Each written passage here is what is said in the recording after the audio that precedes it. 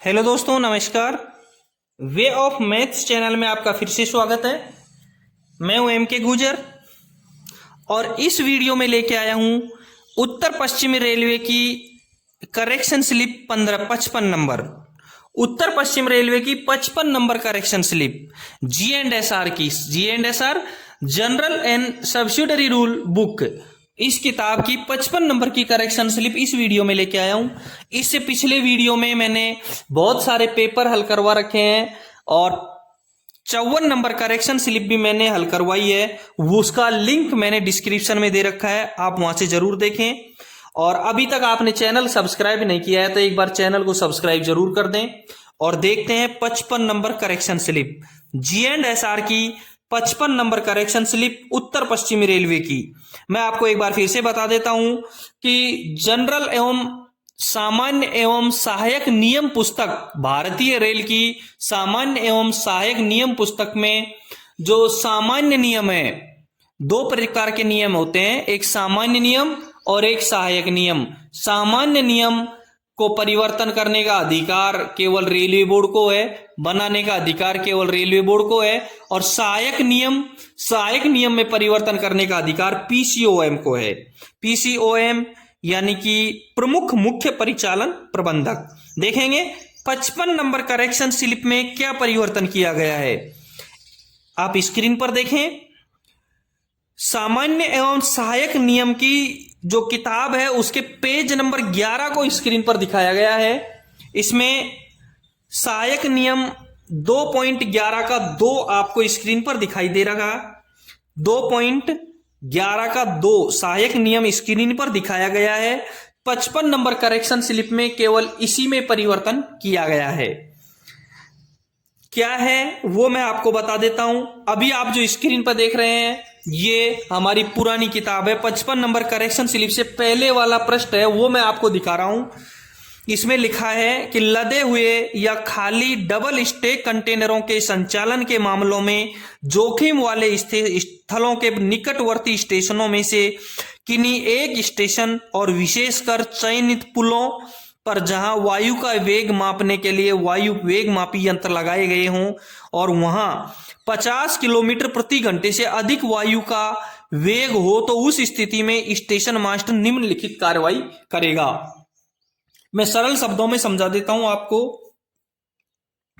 ऐसी जगह, ऐसे पुल या ऐसे स्टेशन जहां वायु वेग मापी यंत्र लगाए गए हैं और वहां जब वायु का वेग 50 किलोमीटर प्रति घंटे से अधिक होता है, उन स्टेशनों पे लदे हुए या खाली डबल स्टेक कंटेनरों के संचालन में जो कार्रवाई की जाएगी स्टेशन मास्टर के द्वारा, वो क्या कार्रवाई रहेगी उसका विस्तृत उल्लेख सहायक नियम 2.11 के 2 में किया गया है। और परिवर्तन क्या किया गया है वो अब हम आगे चलते हैं। इसका जो पहला बिंदु है वो ज्यों का त्यों रखा गया है। पहला बिंदु क्या है, स्टेशन मास्टर तुरंत खंड नियंत्रक और दोनों ओर के स्टेशन मास्टर को गाड़ियों का संचालन नियंत्रित करने के लिए तत्काल सूचित करेगा। इसको यूं का यूं रखा गया है कि जब हवा का वेग 50 किलोमीटर प्रति घंटे से अधिक होगा तो स्टेशन मास्टर तुरंत अपने खंड नियंत्रक को सूचित करेगा और दोनों ओर के स्टेशन मास्टरों को भी सूचित करेगा गाड़ियों के संचालन के नियंत्रित करने के लिए। ठीक है, पहला यूं का यूं रखा गया है। नंबर 2 में लिखा गया है कि स्टेशन मास्टर अपने स्टेशन से गाड़ियां नहीं चलाएगा। इसको परिवर्तन किया गया है, इसको परिवर्तन किया गया है, यानी कि इसको हटा दिया गया है। 55 नंबर करेक्शन स्लिप में सहायक नियम 2.11 के 2 के दूसरे पॉइंट को हटा दिया गया है। इसकी जगह दूसरा बिंदु लगा दिया गया है और दूसरा बिंदु कौन सा लगाया है वो आप देखेंगे। इसी में नीचे की तरफ जो चौथा बिंदु है उसको नंबर 2 कर दिया गया है। चौथा बिंदु पुराने वाले पेपर में मैं देख रहे हो आप, चौथा बिंदु है। अब आपको स्क्रीन पर नया वाला पेपर दिखाई दे रहा है जो 55 नंबर करेक्शन स्लिप के बाद में जो परिवर्तन किया गया है वो आपको दिखाई दे रहा है। उसको मैं बताता हूं आपको क्या परिवर्तन किया गया है। 1 नंबर आपने ज्यों का त्यों देख लिया। 2 नंबर देखेंगे, चौथे नंबर को 2 नंबर बना दिया है इन लोगों ने। 2 नंबर में लिखा हुआ है खंड के बीच चल रही गाड़ियों के स्टेशन मास्टर गाड़ी के चालक व ट्रेन मैनेजर को वायु के वेग के बारे में उपलब्ध संचार साधनों द्वारा यथासंभव सूचना उपलब्ध करवाएगा। कौन? Station master. जो 55 नंबर करेक्शन स्लिप में बदला गया है उसमें लिखा है दूसरे बिंदु में कि खंड के बीच चल रही गाड़ियों के लिए स्टेशन मास्टर गाड़ी के चालक व ट्रेन मैनेजर को वायु के वेग के बारे में उपलब्ध संचार साधनों द्वारा यथासंभव सूचना उपलब्ध करवाएगा। उनको पता चलेगा कि हवा का वेग 50 किलोमीटर प्रति घंटे से अधिक है। इसके बाद गाड़ी के चालक व ट्रेन मैनेजर निम्नलिखित निर्देशानुसार गाड़ी का संचालन करेंगे।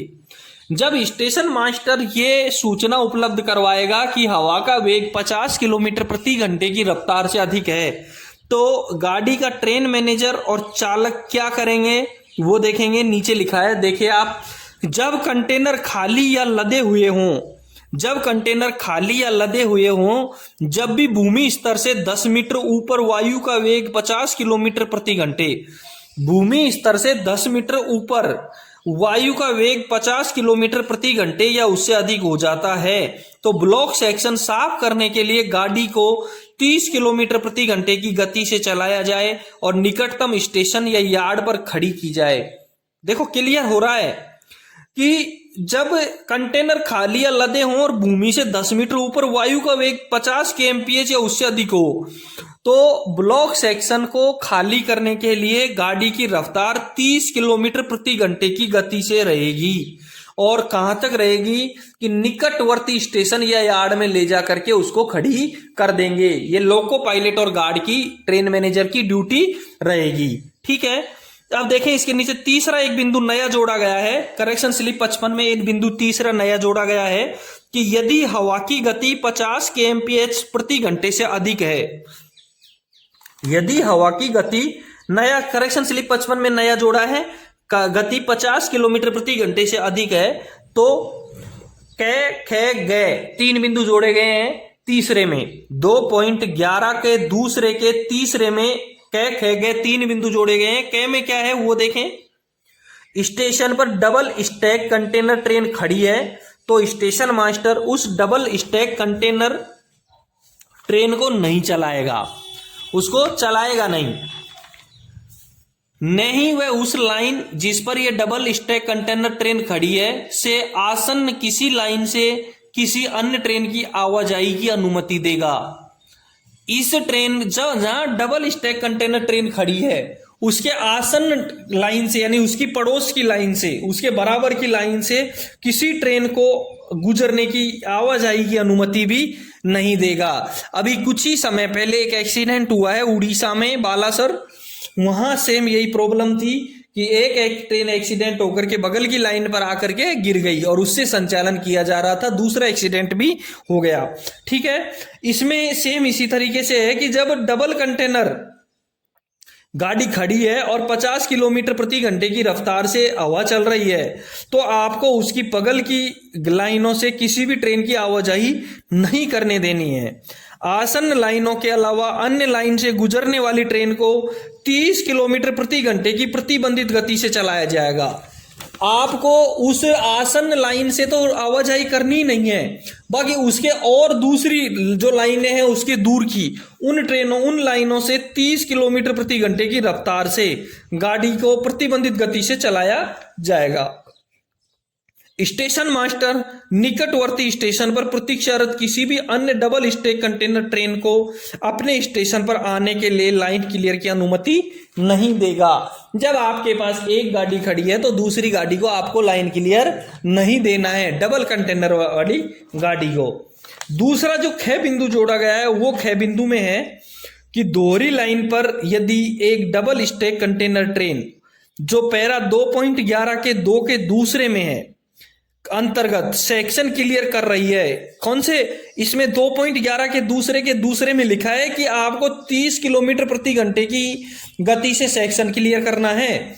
यदि डबल लाइन पे ऐसा क्लियर कर रही हो कोई गाड़ी, तो स्टेशन मास्टर जब तक ये सुनिश्चित नहीं कर लेता कि डबल स्टैक कंटेनर ट्रेन का पूर्ण रूप से सभी कंटेनरों के साथ आगमन हो गया है, स्टेशन मास्टर को यह सुनिश्चित करना है कि गाड़ी डबल जो कंटेनर वाली गाड़ी है वो पूर्ण रूप से स्टेशन पर कंटेनरों सहित आ चुकी है।